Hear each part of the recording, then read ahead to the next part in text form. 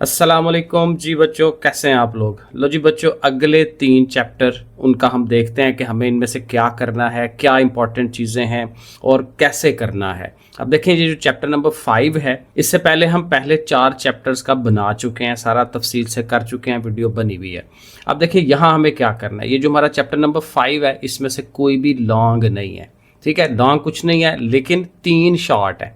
ज़ाहिर है कि ये वो वाला चैप्टर है जिसमें से मैक्सिमम शॉर्ट आ रहे हैं, तो इसको अच्छी तरह से करना है। अगेन, अगर हिम्मत है तो सारे के सारे जितने शॉर्ट होते हैं इसमें से ज़रूर करें, लेकिन जो इंपॉर्टेंट है वो ज़रूर हम निशान लगा लेते हैं।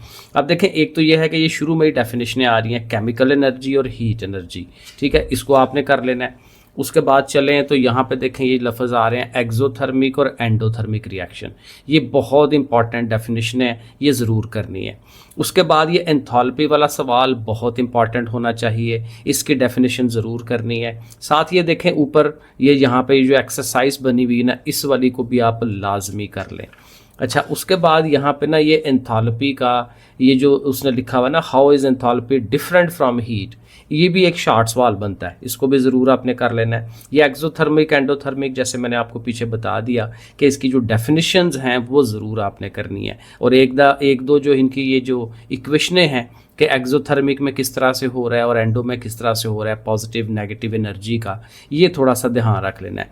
इधर से कटा हुआ है, ठीक है, यहाँ से लेके अगले जो पेजेस हैं, ये वाला पेज और ये वाला पेज, यहाँ से कुछ भी नहीं करना, कोई चीज़ यहाँ से नहीं करनी, और ये वाला पेज भी कटा हुआ है। उसके बाद यहाँ आएंगे तो यहाँ पे ये देखें, ये लॉन्ग चीज़ बनती है, शॉर्ट यहाँ से कोई नहीं सवाल बनता। लेकिन लॉन्ग तो जाहिर है हमें करना कोई नहीं है यहाँ से, क्योंकि आना नहीं है पेपर में, तो ये वाला आप छोड़ दें, ठीक है। इसमें से कोई भी चीज़ याद करने वाली नहीं है। ये इसका जो है, अगेन जो एक्सरसाइज में एक दो चीज़ दी हुई है शॉर्ट के लिए, ये ज़रूर करें।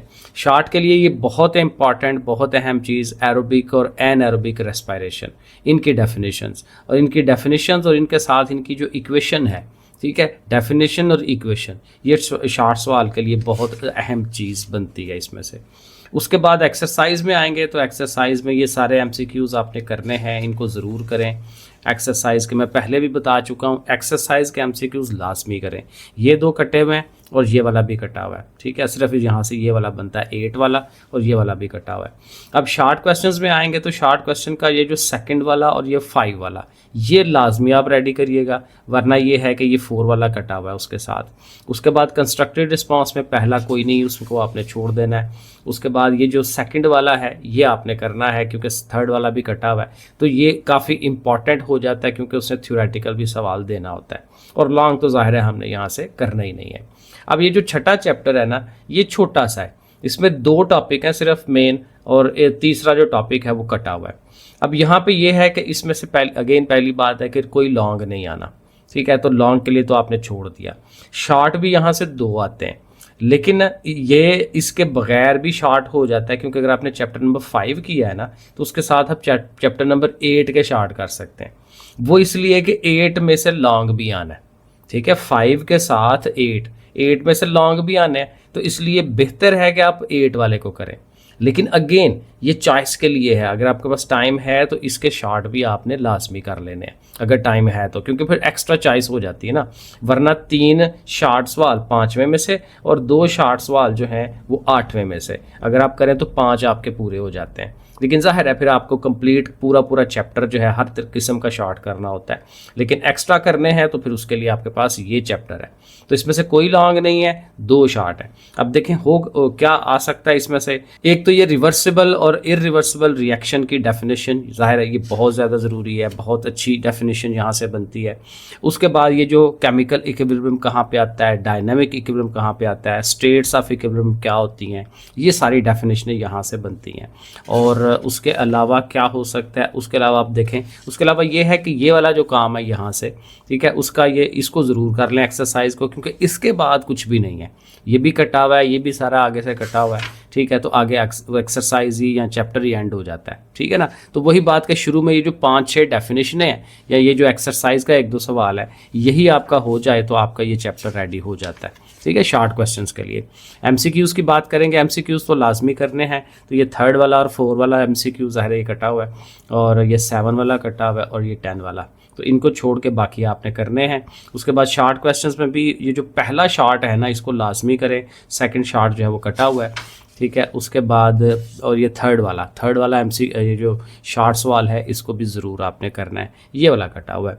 और कंस्ट्रक्टेड में आएंगे तो कंस्ट्रक्टेड में जो मोस्ट इंपॉर्टेंट है वो सेकंड वाला है, और 4 और 5 कटा हुआ है। बाकी आपकी हिम्मत है, आप कितना कर सकते हैं। आगे चले, अब 7 वाले चैप्टर पे आए। 7 वाले चैप्टर में ये है कि ये इंपॉर्टेंट है, ये लॉन्ग क्वेश्चन इसको हमने करना है, क्योंकि लॉन्ग क्वेश्चन ये बनता है चैप्टर 3 के साथ। अगर हमने चैप्टर 1 और 2 को रेडी किया, ठीक है, वो लॉन्ग के लिए होता है, और 3 अगर रेडी किया लॉन्ग के लिए, अगर चैप्टर 3 को लॉन्ग के लिए रेडी किया तो फिर ये 7 को जो है आपने लॉन्ग के लिए रेडी करना है, क्योंकि 3 और 7 को मिला के एक लॉन्ग बनता है। बाकी शॉर्ट इसमें से सिर्फ एक आना है, शॉर्ट ज़्यादा नहीं आने। अब एसिड बेस वाला है तो इसमें से लॉन्ग क्या बन रहा होगा वो हम साथ देख लेते हैं। एक तो ये एसिड्स और उनके सारे सोर्सेज जो हैं वो वाले, ये शॉर्ट क्वेश्चन में भी आ जाता है, एमसीक्यू में भी आ जाता है। तो एक ये वाला पोर्शन और एक ये वाला जो है इसको ज़रूर आप देख लें।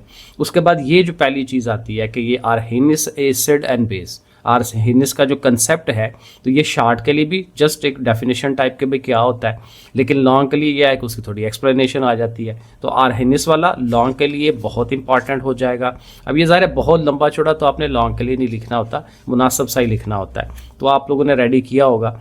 और उसके साथ ये जो ब्रॉन्स्टेड का है ये भी लॉन्ग के लिए बहुत इंपॉर्टेंट है, ठीक है। तो ये लॉरी ब्रॉन्स्टेड वाला और भी पीछे आर्सेनिक वाला, तो ये 2 कंसेप्ट जो हैं लॉन्ग के लिए मोस्ट इंपॉर्टेंट काम है, ये आपने ज़रूर करने हैं, इनको नहीं छोड़ना, ठीक है। और इनको भी अगेन शार्ट के लिए डेफिनेशन, ज़ाहिर है जब आप लॉन्ग करते हैं तो शार्ट तो ऑटोमेटिकली रेडी हो जाता है।